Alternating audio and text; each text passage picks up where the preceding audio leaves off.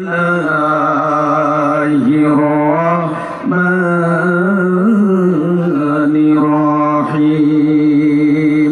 Dzalikal kitabu la raiba fihi hudal lil muttaqin.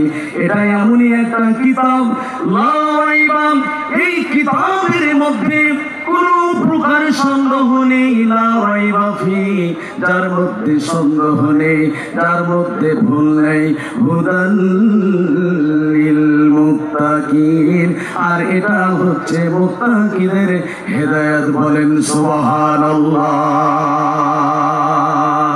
লিল্লাহি তাকবীর। আল কোরআনের আলো, আল হাদিসের আলো, লিল্লাহি তাকবীর, লিল্লাহি তাকবীর। সম্মানিত আমার ভাইরা, তাহলে এই কোরআনুল কারীমের মধ্যে কোন প্রকার ভুল নেই, সন্দেহ নেই। এই কোরআনুল কারীমটা কেমন? বিশ্বনন্দিত মুফাসসির আল্লামা দেলওয়ার হোসেন সাঈদী সাহেব যখনই আমেরিকার মাটিতে প্রবেশ করলেন, তার কাছে একটা কোরআনুল কারীমের প্রয়োজন হলো, তার কাছে একটা কোরআনুল কারীমের প্রয়োজন হলো। তিনি অবাক চিত্তে বললেন, আমি কার কাছে কোরআনুল কারীম নেব, কোথায় পাবো? যেহেতু এটা একটা বেধর্মী রাষ্ট্র, এই জায়গাতে কোরআনুল কারীম পাওয়া তো দূরের কথা, আমি কি করব? আমার খুঁজে আমার কিছু মনে আসছে না। তিনি একজন গবেষক, কোরআনুল কারীমকে ভালোবাসেন। এই জন্য তিনি কি বললেন, মানুষের ব্রেন যেখানে, মানুষের মেধা যেখানে বিক্রয় হয়, সেই জায়গাতে চলে গেলেন। একটা লাইব্রেরি ম্যানের কাছে গেলেন, উনি বললেন, আমাকে একটা কোরআন দাও, আমাকে একটা কোরআন দাও। তিনি কি করলেন? তিনি একটা টুল নিয়ে আসলেন, বসার সিট নিয়ে আসলেন।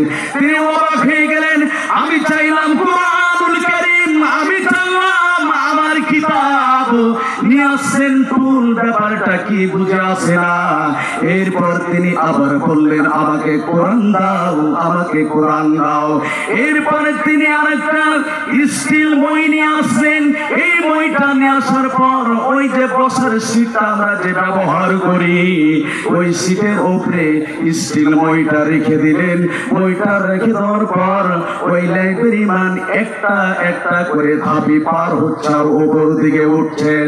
উঠতে উঠতে উপর গ্যালারি থেকে আল্লাহ রাব্বুল আলামিনের কোরআনুল কারীমটা ওই জায়গা থেকে রিসিভ করে বিশ্বনন্দিত মুফাসসির আল্লামা দেলওয়ার হোসেন সাঈদীর হাতে তুলে দিলেন। বলেন মারহাবা।